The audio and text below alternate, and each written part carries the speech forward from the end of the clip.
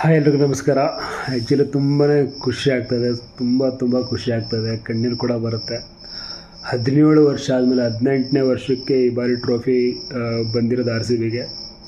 ತುಂಬ ಜನ, ಕೋಟ್ಯಾಂತರ ಜನ ಆರ್ ಸಿ ಬಿ ಗೆಲ್ಲಿ ಅಂದ್ಬಿಟ್ಟು ಕುಂಭಮೇಳದಲ್ಲಾಗಿರ್ಬೋದು, ತೇರುಗಳಲ್ಲಾಗಿರ್ಬೋದು ಆ್ಯಂಡ್ ಪೂಜೆ ಪುನಸ್ಕಾರಗಳು ತುಂಬ ಮಾಡಿಸಿದ್ದಾರೆ. ಇನ್ಫ್ಯಾಕ್ಟ್ ನಾವು ಕೂಡ ಇವತ್ತು ಎಲ್ಲ ದೇವರಿಗೂ ಪೂಜೆ ಮಾಡಿದ್ವಿ.